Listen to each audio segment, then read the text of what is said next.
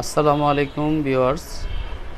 আজকে আমি আমার বাগানের এগ্লোনিমা গাছের কিছু উপাদান, গাছ লাগানোর কিছু উপাদান আপনাদের সামনে বর্ণনা করব। দেখুন, প্রথমে আমি 30 থেকে 40% নিয়েছি কোকোপিট। দেখুন, কোকোপিট, নারকেলের গুঁড়া, কোকোপিট নিয়েছি। এরপর নিয়েছি গোবর সার নিয়েছি 10%-এর মতো। তারপর নিয়েছি আমি নিম খোল, যা গাছের পোকামাকড়, অনিষ্টকারী পোকামাকড় থেকে রক্ষা করে। নিয়েছি 5% হাড়ের গুঁড়া নিয়েছি 5%। 5% নিয়ে গেছি শিংকুচি। উপরে দেখুন লাল বালু, যেটা আমরা কনস্ট্রাকশন বিল্ডিংয়ে কাজে এই লাল বালুটা ব্যবহার করি। লাল বালু এখানে নিয়েছি সামান্য পরিমাণ 10%। তুষ, যেটা ধানের খোসা বলা হয়, ধানের তুষ খোসা। এখানে নিয়েছি আমি ভার্মি কম্পোস্ট, যেটা এগ্লোনিমা গাছের পুষ্টিমান রক্ষা করে। কোকোপিট তো আমরা জানি, কোকোপিট হলো পানিটা ভারসাম্য রক্ষা করে, পানি ধরে রাখে, গাছের গোড়াকে শক্ত করতে দেয় না, ঝুরঝুরে রাখে। আর গোবর তাও গাছের পুষ্টি, নিমখোল পোকামাকড় থেকে, অনিষ্টকারী পোকামাকড় থেকে রক্ষা করে।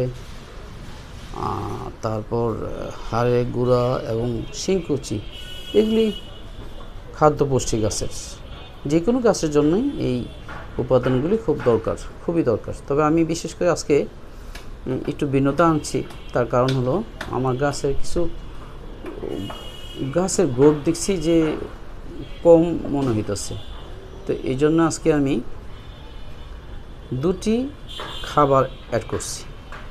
একটি খাবার হলো আপনার হাড়ের গুঁড়া, আর একটি খাবার হলো শিংকুচি। এই দুটি খাবার আমি অ্যাড করছি। পাশাপাশি যখন আমার রিপোর্টিং করা শেষ হবে, তখন আমি 1 চামচ, দেখুন 1 চামচ ফাঙ্গিসাইড, যে কোনো ফাঙ্গিসাইড, 1 চামচ ফাঙ্গিসাইড, যা আমি প্যাকেট থেকে খুলে পটে রেখেছি। যে কোনো ফাঙ্গিসাইড 1 চামচ 5 ml 1 লিটার পানিতে গুলে, ওই সহজ সরল পানি না দিয়ে ওই ফাঙ্গিসাইড মিশ্রিত পানি দিয়ে ভিজিয়ে দিব। এই রেমেডিটি তৈরি করার পরে আমি গাছ যখন রিপোর্টিং করব, তখন এই ফাঙ্গিসাইড মিশ্রিত পানি দিয়ে গাছটাকে ভিজিয়ে দিব। তো দেখুন, আজকে আমি এই উপাদানগুলি একত্রিত করছি।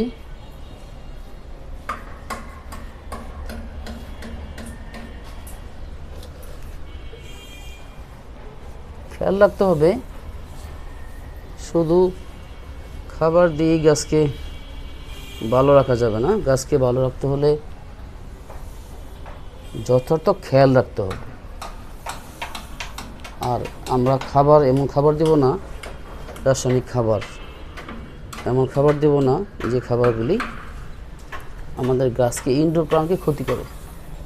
এমন খাবার আমরা দেব না। আপনি লিকুইড এনপিকে ইউজ করতে পারেন, তারপরে ঘরে বানানো এনপিকে ইউজ করতে পারেন, স্প্রে করতে পারেন গাছের মধ্যে।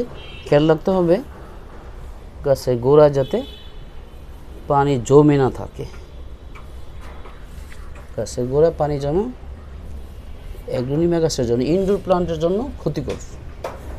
এই জন্য আমরা খেয়াল রাখবো মাটি উপাদান শুকাবে, হাত দিয়ে খেয়াল রাখবো যে উপাদান শুকাবে, গাছের গোড়া শুকাবে, তখন আমরা এখানে পানি ইউজ করব।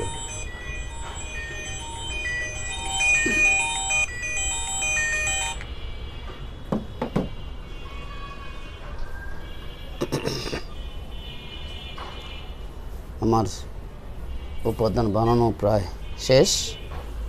এখন আমি রিপোর্টিং করার জন্য আরেকটি ভিডিও আপনাদেরকে দেখাবো। আমার উপাদান বানানো প্রায় শেষ। ভিডিওটি আর দীর্ঘ করব না, এখানেই সমাপ্ত ঘোষণা করছি। আল্লাহ হাফেজ।